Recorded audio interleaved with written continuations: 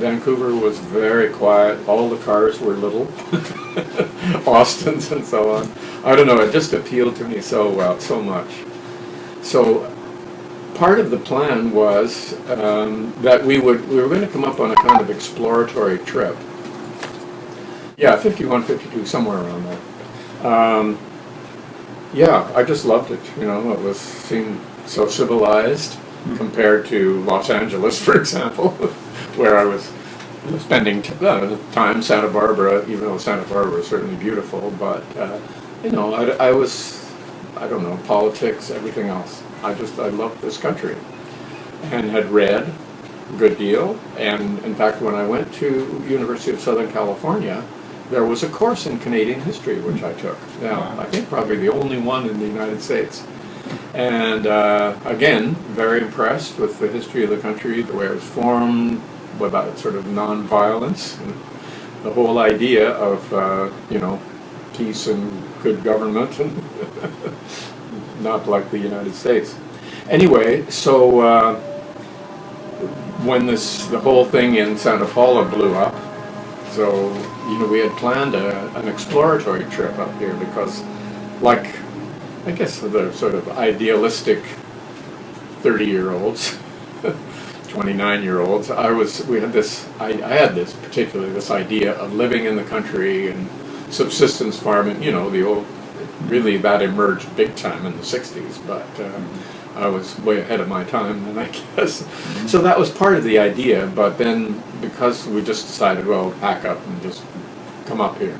So in 1960, as soon as school was out, June, we packed up the Volkswagen van, because my whole idea of school and education was becoming more and more radical all the time.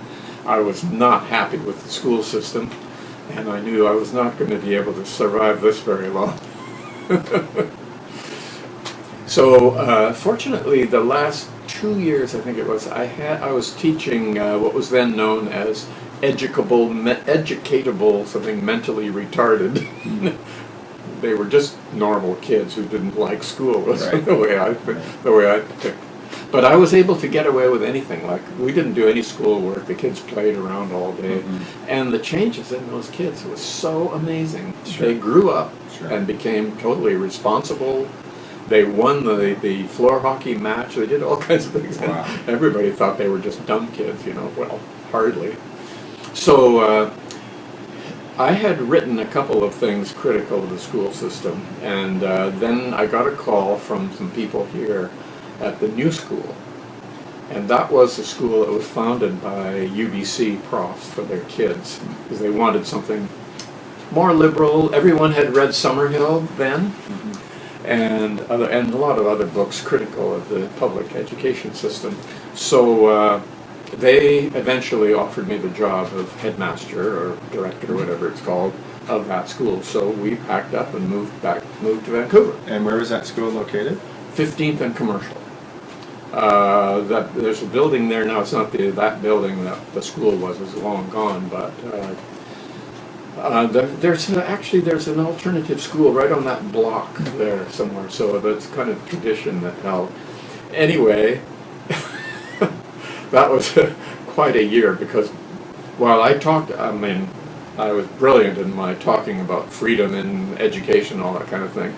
But then, of course, when it's actually seen in practice, the kids go nuts, which is exactly right. I mean, even A.S. Neal talks about that. You take all the rules away, and then they have to, it's like they're 2-year-olds again. They want to just test every possible boundary.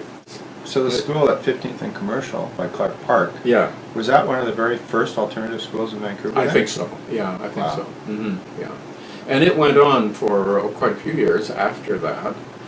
At UBC at that time, they had the Arts 1 program. That's right. Remember? Yeah, of course, yeah. Yeah. So it was a similar idea, if you like.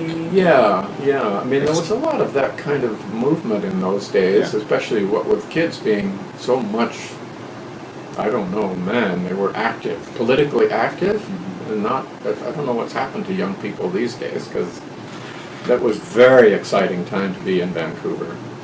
And I became a kind of education guru during that year. We were here, and I did all kinds of beaches and so on. It was great. So and then Commercial Drive, just to bring it back to Grandview, I mean, and then in the early 70s you had the Free University. Do you know much about that? Yes, oh yeah, I was involved in that. Really? Oh yes. Can you go into a bit of So detail? in 1970, so 68, 1971,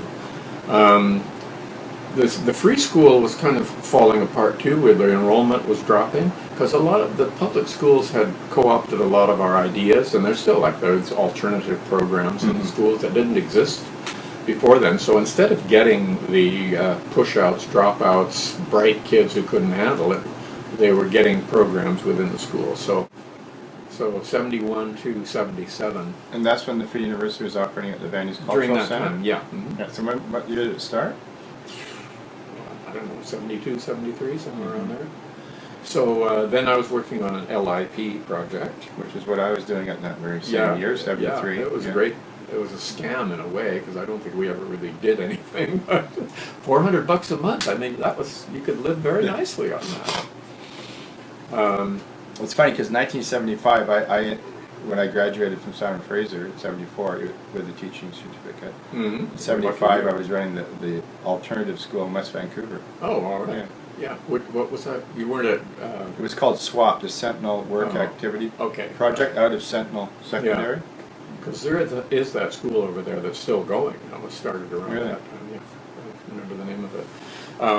They had that was a boys program, and then they also had a girls program.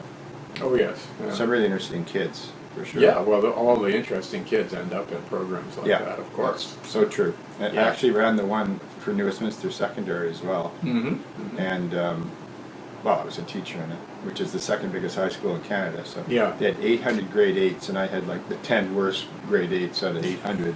And they were great kids. Absolutely. Yeah, no. And then I ran the program in Delta, out of North Delta Senior Secondary too, the alternate school. Yeah, anybody with any brains will not be able to stand school. Including the teachers, Including the teachers. Yeah, that's why all the good teachers drop out. So yeah, a friend of mine and I formed the Dropout Teachers Society. It was actually quite funny. Our motto was, "We help people out." We got actually quite a bit of publicity in just a few months we did that. It was quite... When was that? Well, it was when I was first in Burnaby, so 71, 72, somewhere around there. During the Free University days, Yeah. For the Free University, I think I was working down here at the time, and I know my friends we had a free school or a free education section there. We were doing information about schools and stuff like that. I honestly don't remember the years. But and how pioneering was the Free University? Was there anything like it around Vancouver? Not that I know of. And how would you describe it? What was it? What was the idea behind it? I really don't know, other than it was people were offering courses, I guess, or pretty well anybody could say. More like a seminar kind of. And more or less unpaid? Oh, totally free. Totally unpaid. Yeah, totally free. Wow. Yeah, I didn't have a lot to do with it. It was my friend Judy and some other people that I knew who really were there and ran it. So then after that, when did I do that?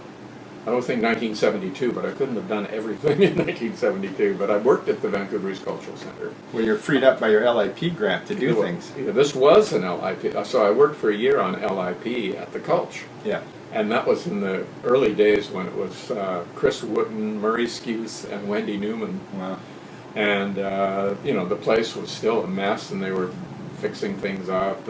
But they already started doing shows and stuff there. So it was very exciting. And it had been an empty church before that? Yeah, after the Free University folded. So I guess they kind of moved in, and I think on something like a Opportunities for Youth grant or something like that anyway. So that's how the culture was started. And, always by one person. It's like the York Theatre, the Vogue. It's not the cultural services or any of those highly paid people. It's always somebody with a mission who makes those things happen.